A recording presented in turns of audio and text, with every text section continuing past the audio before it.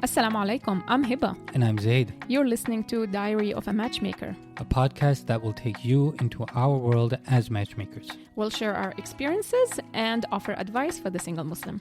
So let's dive in. Bismillah. Assalamu alaikum everyone. Welcome back to another episode. Assalamu alaikum. Children is part of the conversations that come up during the courting phase. And children were also something that we discussed when we were going through our courting phase. Oh, yeah. It was actually a big part of our conversation. But you had your fears bringing it up and I had my fears. And for good reason, though. Because if you have some sort of extreme views when it comes to children, you don't want that to kind of deter the person that you're talking to. Correct, yeah. But why don't we start with you? What were your thoughts and feelings around the topic of children when you were talking to me? Okay, so honestly, growing up, I know you asked me about when we were talking, but I'll just tell you before. Growing up, I always pictured myself as a mother having children, especially after seeing my sister having children. They're so cute and all of that. But then I don't know what happened. Few years before we started talking, I completely changed my mind. And I knew I didn't want to have children. Or There I thought must have been a moment or something honestly, that triggered you know these what? feelings. I think subconsciously, like I mentioned before, because I knew I wasn't going to get married. Marriage is not something that's written for me. Mm-hmm. So it kind of my brain just blocked it. So I don't feel like I'm missing out on something. Oh, I see. I think so. And So there wasn't something you saw or an experience you had? It wasn't something, but there were other factors. Okay. Other factors. And I can elaborate a little bit more on. But when we started talking, I knew I don't want to have children. But like you said, I was so afraid to bring it up because I liked you so much. Mm-hmm. I liked the connection we had. Mm-hmm. And I can see you as someone who might be my husband in the future. And I was afraid that if I mention it, this is going to repel you.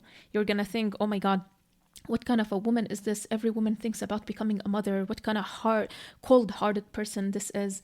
And then if I change my mind, you're going to think, oh, she's only compromising for me. No, I want somebody who really wants to have children. Right. So I was terrified. I don't remember how we brought it up. I think I was the first one to bring it up. Oh, really? If I remember correctly, because it just felt like it was the one thing that was left to discuss. We had covered pretty much everything at that point, except for kids. And I don't know how or if I had a very unique question to bring it up. But I finally brought it up, and there was just, I think it was probably on a video call, there was just this immense relief that you had because you realized at that point that you felt the same way, right? I don't remember, honestly, so I'll take your word for it. Yeah, so to kind of help the audience out, we, at that point when we were talking, we were very averse to the idea of having children. Before you go into that, I want to know your reasons. I think it was mainly because of the state of the world. I know I kind of find, I feel a bit pretentious saying that, but the world was just really, I would say arguably it's in a worse place now than when it was back in 2019. Of course. But global warming was more of an issue then in terms of how frequently it was brought up and discussed. I was just seeing people around me burned out, overwhelmed, just waiting for the weekend. Oh, and the other reason was because I looked at life as kind of two things. Either A, you go the traditional route, which is a 9 to 5, you work, maybe oftentimes it's a job that you hate and you just wait for the weekends. Mm-hmm. Or you pursue the more unconventional route, business, art, things that are more typically unstable. And you try to build some sort of future around that. But children typically don't fall into the latter picture, right? Yeah. Naturally with children, you need a stable environment. You need financial stability. You need to be able to spend time with them, right? Yeah. And a conventional job allows for that, right? Yeah. So I was pursuing art. I was pursuing a more unconventional route in life. And I didn't see children fitting into that picture. Okay. So that's why I said, no, I don't think children are going to happen for me because this is the kind of life I want to pursue. Yeah. Right? Yeah. being afraid like about the state of the world, whether it's the climate issues or just the political scene, the amount of injustice in the world, that was one of my reasons as well. And another reason was, for some reason, I felt that I wasn't going to be a good mom. Like, I don't have what it takes to give a baby, to give a child a good life. And I'm not talking about material stuff. Mm-hmm. And I felt, honestly, like we mentioned on the episode with Coach Mesa. Yeah. A great episode, by the way, guys. If you're thinking about children, it's a must watch or must listen.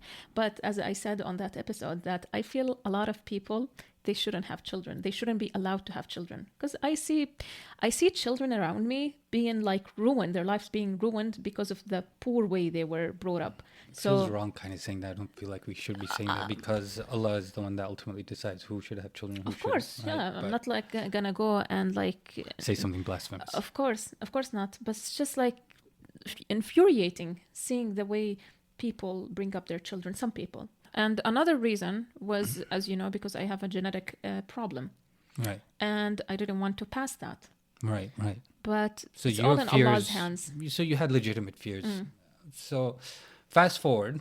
So that was what, 20, November? No, before you fast forward, yeah. Let's go back to that conversation. So to our conversation, how did we talk about it? There wasn't much less to talk about. You just had this immense sense of relief that were like, oh my God, I feel the same way. But the other thing is that I remember, so I do remember this. We were at the ICNA convention. Yeah. And Sheikh Yasser Birjas was talking. And it was a parenting conversation. Something like that.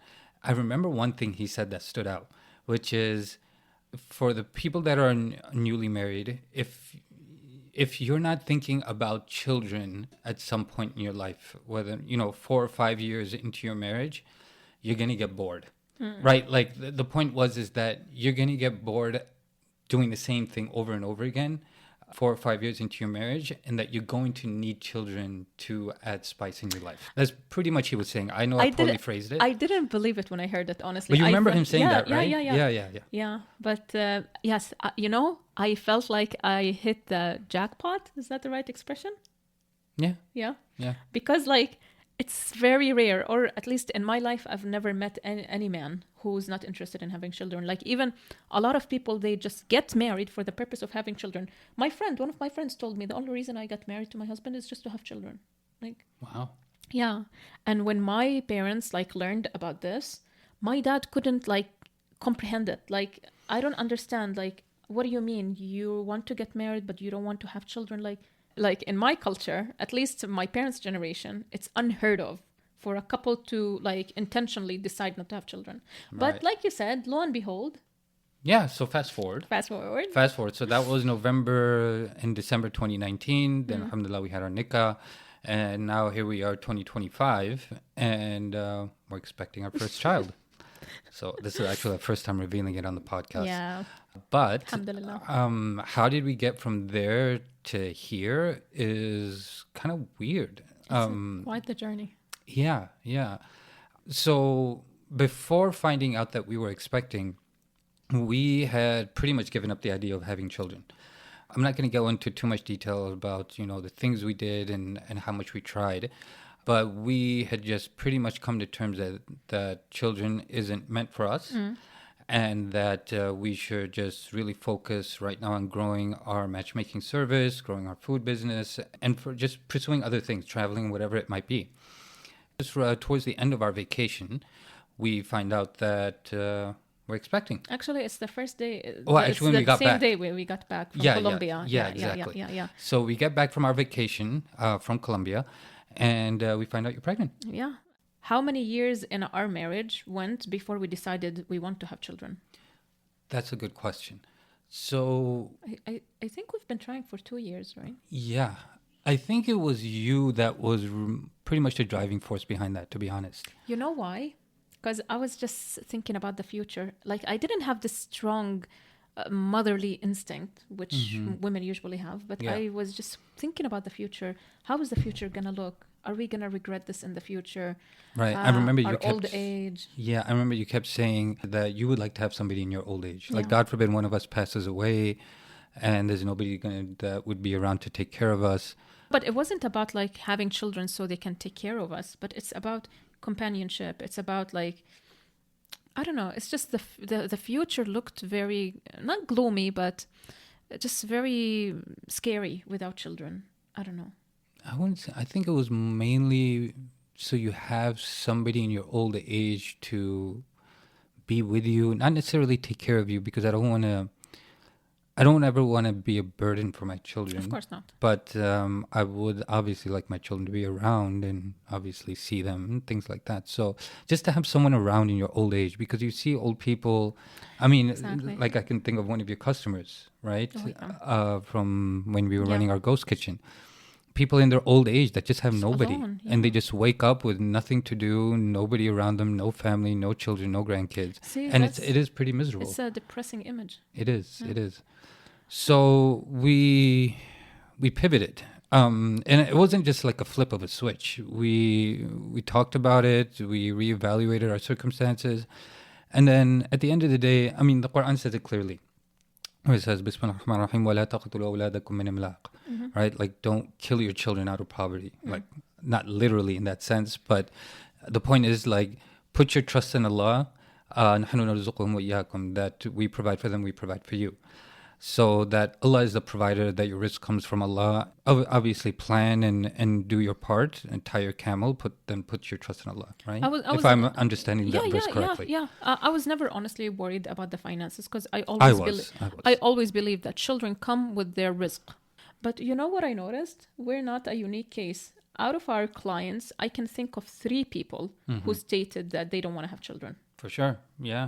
But still, I would argue that it's not the what do you call it? The general consensus. No. Right? There is the majority of people do want children, especially guys. Yeah. The question is, why are people not wanting children? And people come with a myriad of different reasons. Yeah. So, you know, when we started preparing for this episode, I just thought, okay, it's like a simple question. Yeah, people don't want their responsibility. But after thinking about it and doing more research, turns out there are so many more reasons. Like it's more nuanced than what you would think. Yeah. So the first reason that comes to mind is that people don't want to recreate the trauma that they experienced, given obviously that they had a very traumatic childhood. Yeah. So some of the reasons or things that people will say on the registration form is that I don't want to end up like my parents. I don't want to recreate for my children the same childhood that I had. Yeah. Right. And I feel this reason, we don't talk about it. And sometimes like the person themselves, they don't realize that this is the reason. It's subconscious. Yeah, and that's unfair because, alhamdulillah, we have so many professional resources, Muslim professional resources that can help you navigate that. So to use that as an excuse is really kind of a poor way out, I would say.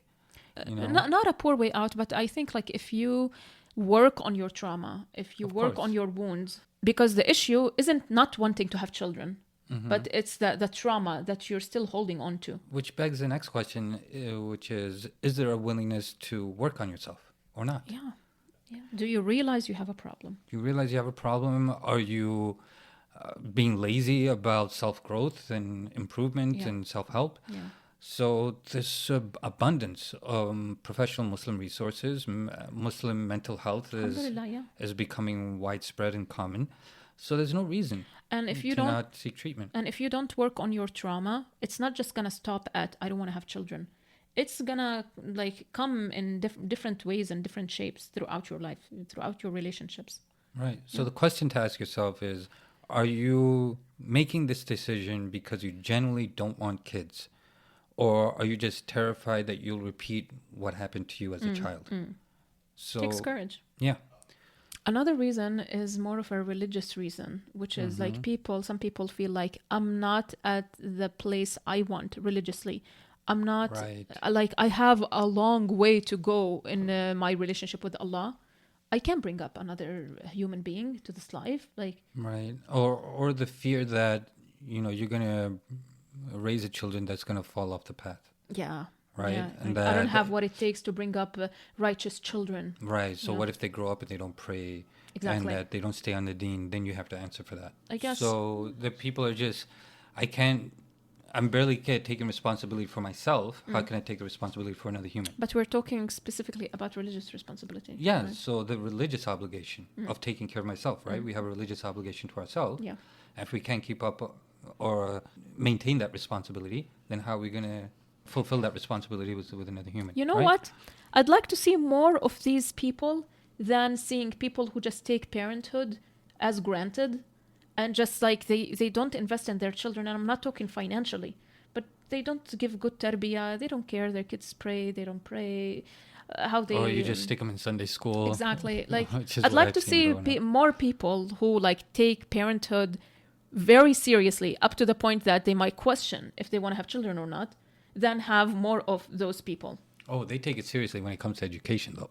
Of course, and we'll get degrees into that. and We'll get into that. What's another point? Another reason?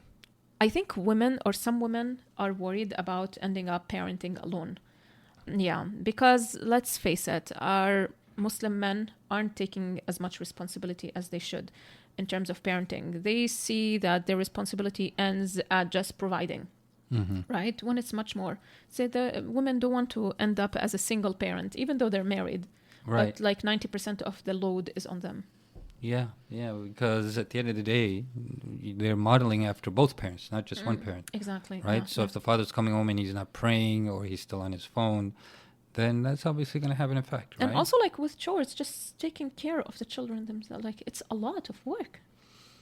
Well, we don't know that yet. We see it with like our friends who have children, Well, our I work at a relatives. daycare center, so yeah, I see it. Exactly. Yeah, that's true. And you know what? Another thing occurred to me. Some women also might worry that, look at the percentage of divorce. Look at how many people are just leaving their how many men are leaving their wives. I don't want to end up a single parent. Like if that situation happens where I'm divorced, I don't want to have the responsibility of having a child. That's just so silly when I hear it like that, because it's like you're going into a marriage saying, what if this? What if lightning strikes me? What if like a train hits me? What if the world ends tomorrow? What if this? What if that? It's like anything can happen. But for some people, it's like closer than just hypothetical. If they see like failed marriages in their families and in their circles, so it's nearer and dearer to their hearts than just a hypothetical situation. So to me, the drive would be, I'm not gonna be another statistic. I'm gonna do better than that person. I'm gonna do better than my uncle and auntie that got divorced. Yeah, but what if you end up like with a guy who suddenly, you know how you always say women sometimes just flip a switch? Yeah, they have a crazy switch. What if she ends up with a man like this who just suddenly, I don't know, decides... What if she gets hit by lightning tomorrow? No, I'm not justifying it. I'm just no, because you're throwing like this ridiculous what ifs. I'm just saying that some like what ifs are more real for some people than others. How is a hypothetical divorce more real?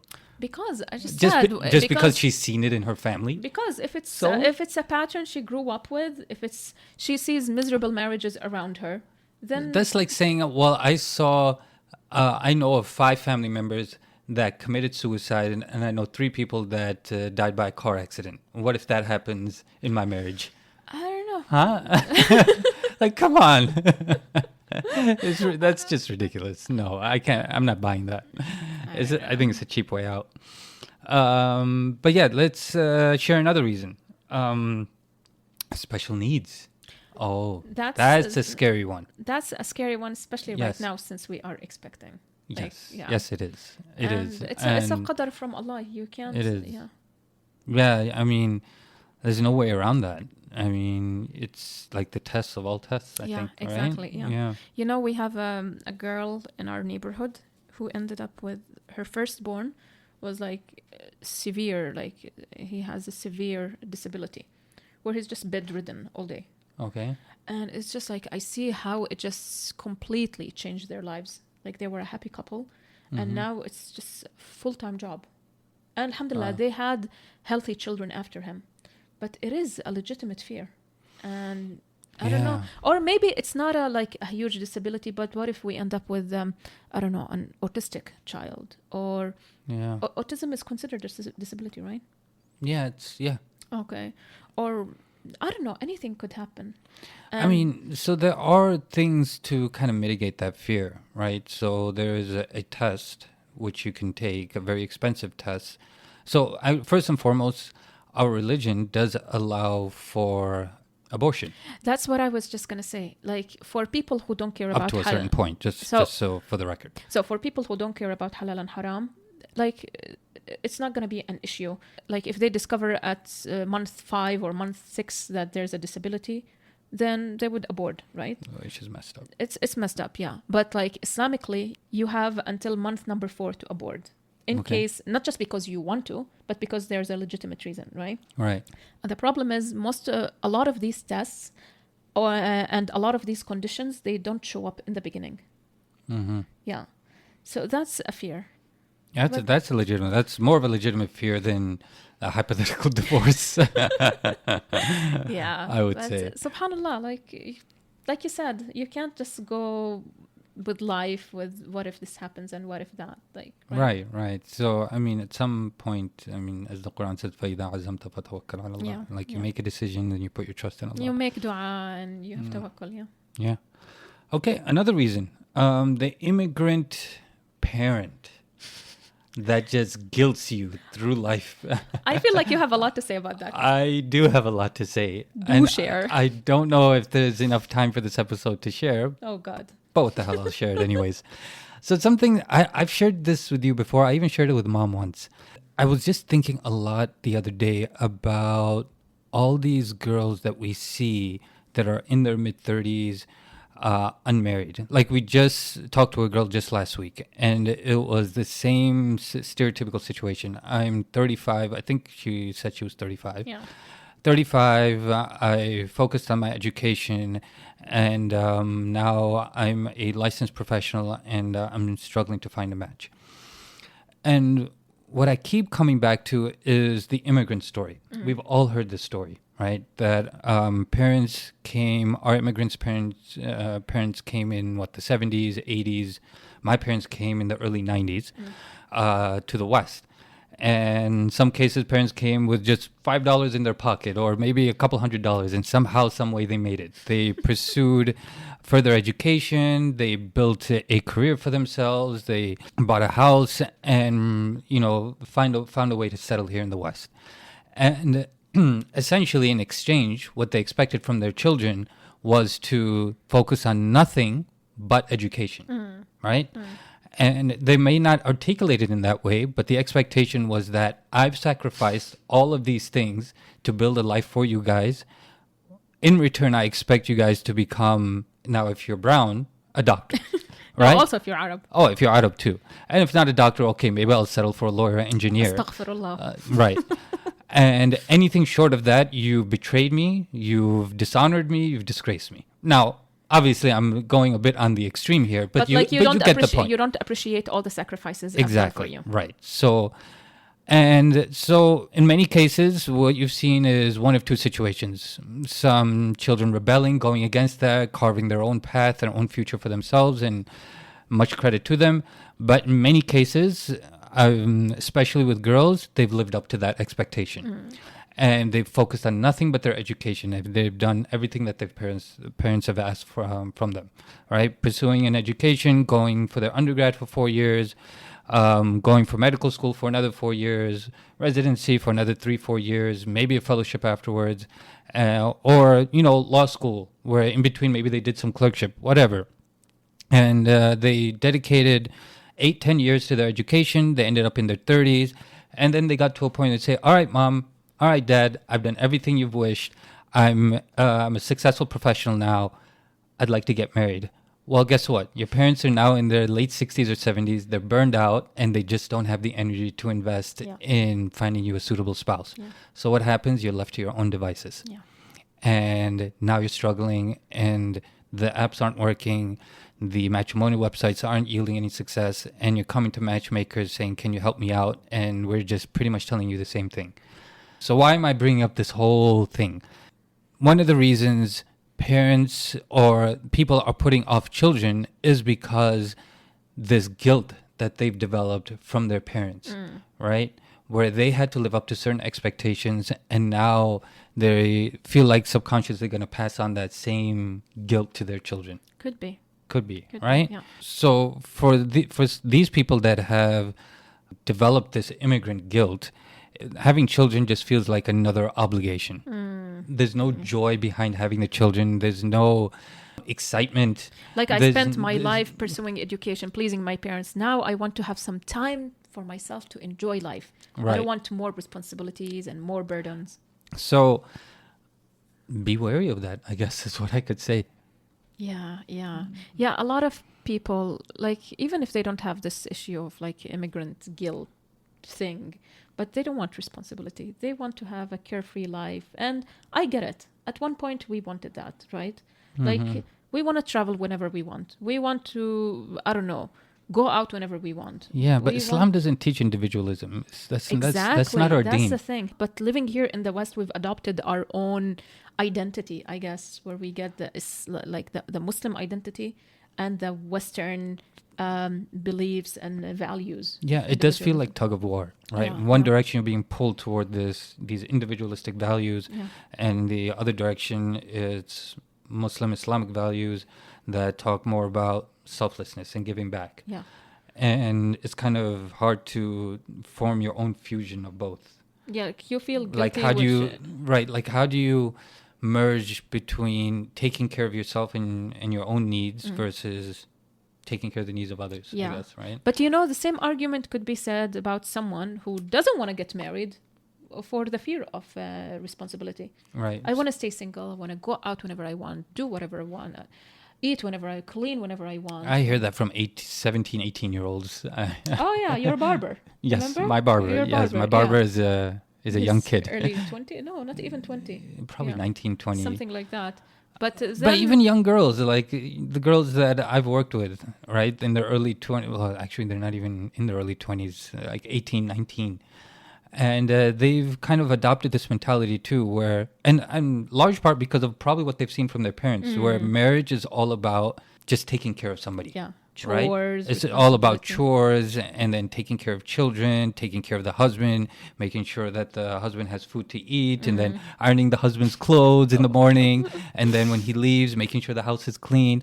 And so this is I guess I'm talking more about marriage than kids, but marriage also kind of fits into that picture too, Exactly, where it's yeah. just all about fulfilling responsibilities. And then you look around and see your Western culture, your non-Muslim friends, and all of that. Yeah. But I feel like for people at that early age, it's just a phase they're gonna grow out of. Yeah. Yeah. Hey, if you have a story to tell, we'd love to have you on. Here you'll find a safe space of listeners who can understand what you're going through. Just shoot us an email with a summary of your story at info@halalmatch.ca. Naturally, when people say, I don't want kids, it does scream red flag in many cases. And we do actually warn that to our clients that, it's totally your decision if you don't want children, but just realize you are limiting your options also. They realize that. They Yeah. know that. Because, like I said, when I knew that you also are not interested in children, I felt like I won the lottery because you were the first man in my life the first man I meet who's not interested in children. Right. And, admitting or saying to someone you don't want to have children just creates all these layers of assumptions around you. Yeah. That might not be true at all. Like I said, I was afraid if I say that to a prospect, they're going to think that I'm a cold-hearted person because That you're selfish, you're inflexible, you're westernized. That's a big one. you're westernized, exactly. You're You're not not family oriented. You're not family. Are you even a Muslim? I remember my mom kept trying to guilt me into having children because she said, "Oh, it's haram to decide not to have children. It's haram to قطع النسل, which is ending your bloodline or not allowing the bloodline to continue, right? You're doing something haram. You studied Sharia. I love when Muslims throw around the haram card. Right, It's just exactly. oh my god. And I remember at that MAC ICNA convention in 2019. Yeah. Remember? Yeah. We asked a question. I think it was the same. Sheikh Yasser bin Jas? Yes. Yeah. Is it haram to decide not to have children? And Oh yeah, I think you yeah. asked that question. I Yeah, did. I remember. And he said no, but it depends on the circumstances and the reasons and all of that, right? Right. So And for context, he didn't start throwing around the haram card, even though he's a scholar. so exactly, right? Yeah. Yeah. So a lot of these assumptions are not true. Sometimes, like we said, it's because of trauma. Sometimes it's because of this generational trauma or the awful childhood you had. Right. But at the same time, it does beg another question that if you say you don't want children, are you unintentionally doubting Allah and what He has planned for you and not putting enough trust in Allah's plan? Were we doubting Allah? I don't know. Maybe we were. I think we were doubting ourselves. Because like I said, I always had a feeling that I'm not going to be a good mom. So that is doubting Allah's plan for you, because part of the journey is trusting that Allah will help you get ready for parenthood, right? Yeah, they say that no, when you have the child, you will know exactly what to do, and they will change you. So, given that you put in the work, of course. I wouldn't say doubting Allah, or maybe subconsciously, but it's just maybe fear of the future, fear like not trusting yourself, not trusting the world around you. I don't know. It's a complex question, honestly. Yeah, definitely. Yeah. I think a lot of people, when they decide to have children, it's because they want to leave something behind, a legacy, for lack of a better term.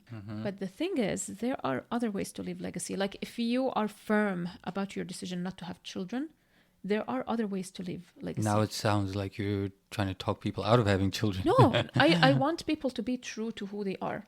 Okay. So if they are firm, they know they have a legitimate reason not wanting to have children. I mean, at the end of the day, this is a personal choice. And you shouldn't just because you're being pressured through, whether that's through family or through just because you want to get married or because you're listening to an episode or something, you shouldn't change your mind just because of that. If you're not really convinced of wanting to have children, if it's not coming from a real, genuine desire, then that's your decision, right? We were there before. So, who are we to say that no, you must have children? No. Ultimately, yeah, you're right. I mean, you have to want to have children. Exactly. Yeah. Without the desire, the real desire, it's not going to be enjoyable, honestly. But if you are the kind of person who decides they don't want to have children, who know they don't want to have children, then there are other ways to leave legacy behind. Charitable organizations. Some people, exactly, build orphanages. Some people heal. Some people rally behind. Yeah. Like as a doctor?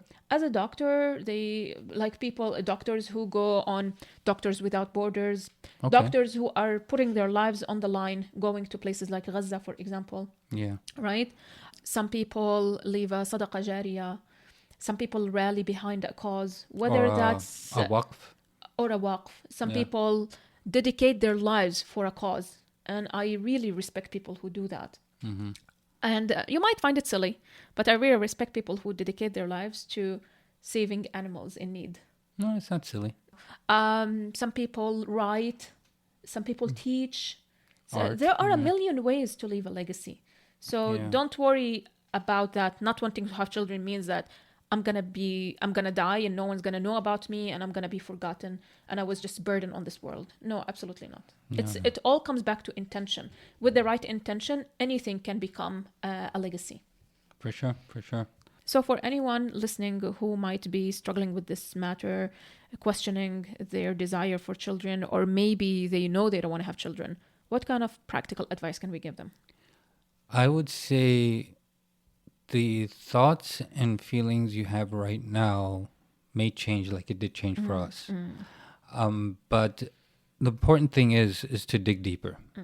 And maybe one of the reasons you're not wanting or considering not having children is for the reasons that we just suggested. Is it due to financial reasons, childhood trauma, the spiritual responsibility, whatever the reason might be?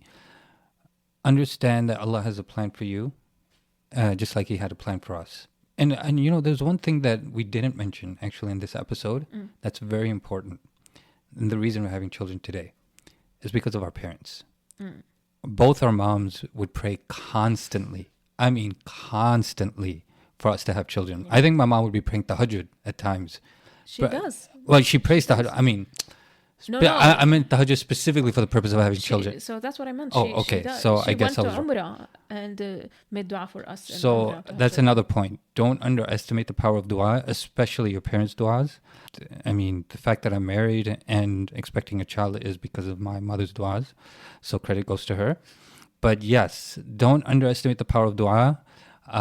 Don't understand the reasons why you might be considering not having children. And many times, to be quite honest, they could be trivial reasons. They could be. Yeah, yeah. You know, but take the time to figure it out. Take the time. Exactly. And Allah changes hearts between a heartbeat and the next. Yeah. Yeah. And if you are, for whatever reason, firm on your decision not having children, just be true to that. And don't think that you won't find somebody, just like you thought you wouldn't find somebody that also doesn't want children. Don't think that you won't find somebody who doesn't want children too. Yeah. But actually, it's worth mentioning too, we have a client who at one point said she doesn't want children, and then after speaking to a professional, contacted us saying, it turns out that I do want children. Because And apparently so- she figured out the reason. She she didn't want children for the wrong reasons. Right. Yeah. So just like you were saying, Allah changes hearts. Yeah. Also, find a support system. Support systems are very, very helpful. I don't know if there's groups, Facebook groups, WhatsApp groups. I would advise to stick with Muslim groups specifically that share your values. Yeah. And So we're talking about groups of couples who don't want to have children. right. Yeah. And I don't know if such groups exist, but Maybe, but maybe to try, they do. because if you don't, you're gonna find yourself isolated. All your friends are gonna be always with their kids gatherings, your relatives and all of that. You don't want to have FOMO. Not just FOMO, you don't want to feel isolated, like you don't belong, right? Yeah. So find support systems. And lastly, and this was like we discussed, think long term, plan for your old age. Just realize that if you are firm in this decision, you do run the risk of being alone in your old age.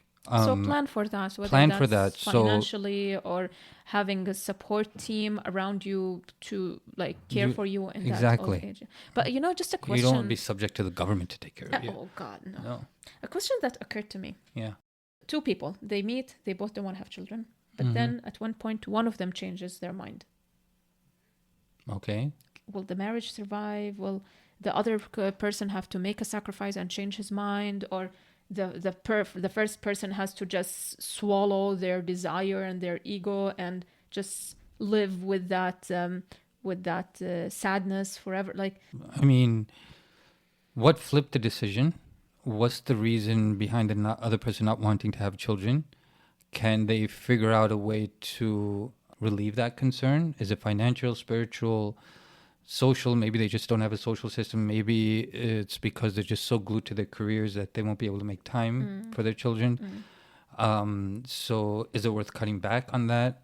It does require lengthy discussion. So And maybe a third party or a professional getting involved also to help you dive into these things and figure it out. so how do you think we would have handled it if one of us changed their mind and the other didn't? I don't think either one of us was adamant about having children. Because when you brought it up, you were like, so what do you think? Like, do you want to be alone in your old age? And you were just, like, didn't put your foot down and say, we have to have children, right? Like, that wasn't our conversation. No. It was more of a suggestion. And I thought about it, and then we went back and forth, and it was kind of an organic journey, right? There was no friction. We never even fought about it. Yeah. Like, we fight about a million things, but we didn't have any fights when it came to the topic of children. Yeah. So, That's like, a blessing, alhamdulillah. Yeah, it alhamdulillah. was a blessing. So it was kind of just Allah opening doors, our parents' du'as coming to fruition. Yeah, it brought us to where we are, I guess. Alhamdulillah. Alhamdulillah. So, guys and girls, don't rush the decision solely to please others. Be realistic, okay, about what compromises might look like if you do decide to marry somebody that does not want children. Yeah, absolutely. I think if we decided to have children before, like just because of our parents' pressure, we wouldn't have been happy. We Yeah. wouldn't have enjoyed it. But when the Yeah, time was true. right for us, when Allah put it in our hearts, 2 years later it happened. Yeah. Everything SubhanAllah. happens for a reason. Yeah. Everything happens when the time is right. Yeah. Let us know, guys, your thoughts on this topic. Yeah. It's not a topic that's talked about a lot because, like we said, it's not a common thing for couples, especially Muslim couples, not to want to have children. Yeah. But if you're single and you are maybe just debating this question, do I want children? Don't I want children? How will it affect my search? Will I find someone? Just drop your thoughts in a comment. We'd love to read. Yeah, let us know how you're navigating these thoughts. Yeah. And Until next time. Yeah. Assalamu Assalamu alaikum. alaikum.